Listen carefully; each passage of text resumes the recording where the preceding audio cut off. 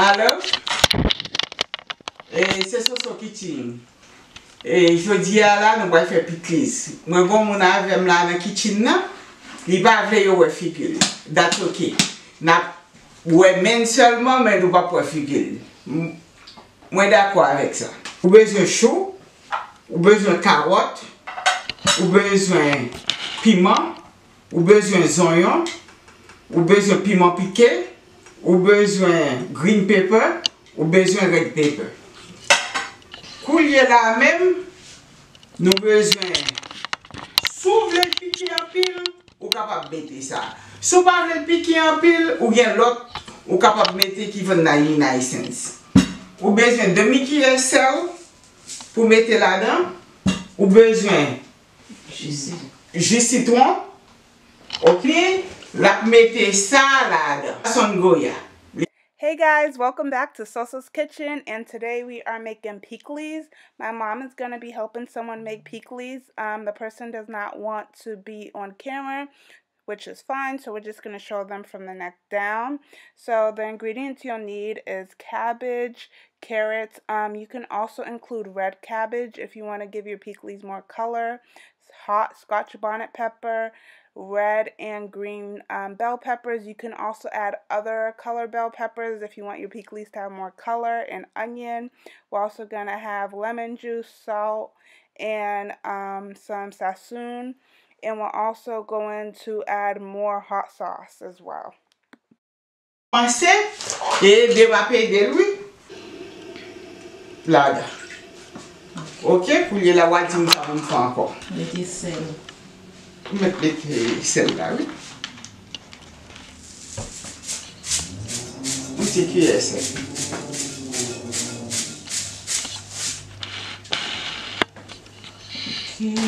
Ok.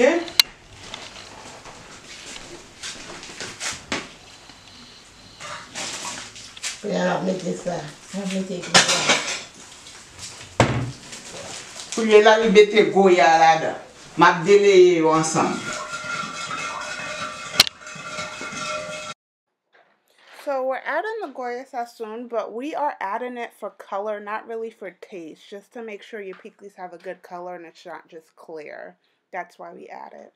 Ok, là, mettez chou là-dedans. Premièrement, là, mettez carottes là. C'est une tasse de chaque, une tasse chou, une tasse carotte, demi-tasse piment rouge. And we are adding green and red bell peppers, but if you want like your pickles to have more color in it, you can also add like the different color bell peppers there are. Pour piment, nous pas mesurer, racheter 3 piments. For the Scotch bonnet peppers, they cut about 3 like really small. You can cut more, you can cut less, depending on how spicy you like your pickles.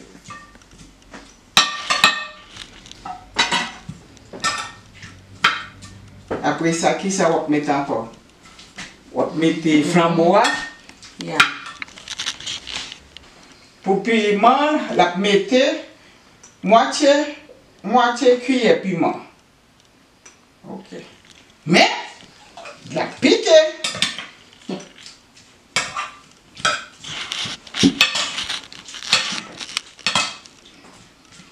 Nous besoin le petit jus. J'aurai un chien encore, pas passer ça. C'est bon?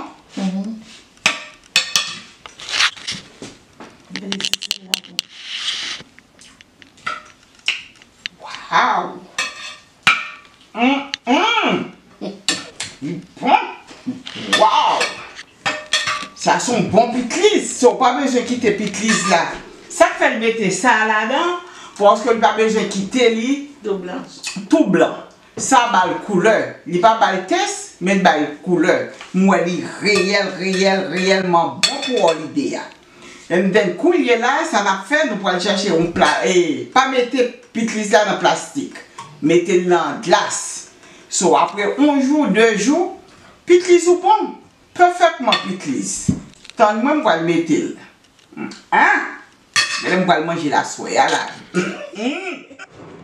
So now she's just gonna get a container for the pickles. So you want to make sure you put in like a glass container. So if you have like a mason jar and something that has like a good cover, and you'll just leave it for like 24 hours, and then like you can enjoy it. Mettez-le dans glace. Wow, pickles là bon. Bon jus, bon acide, bien bon goût, bon sente. Ou alors manger ça avec un griot, ou manger là avec un tasseau, ou manger là avec une banane pesée. Banane pesée. Ooh. So we hope you enjoyed watching. Comment below, let us know what else you add to your pickles. We would love to know. So, yeah.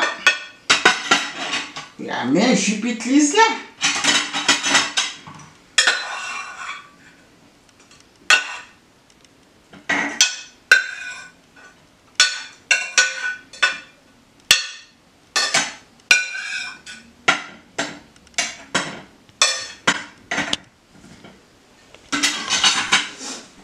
Tout le monde qui a pas des pickles, make sure couvrir very tight. Ou capable de mettre un petit papier aluminium sous tête li for 10 heures 24 hours. La pi bon, and then couler là. Make sure nous subscribe pour Soso Kitchen. Thank you. À la prochaine. Love you. Soso Kitchen. Tout le monde qui a demandé pickles, mais pickles pour holiday. OK? Love you guys. See you next time. À la prochaine. Soso Kitchen.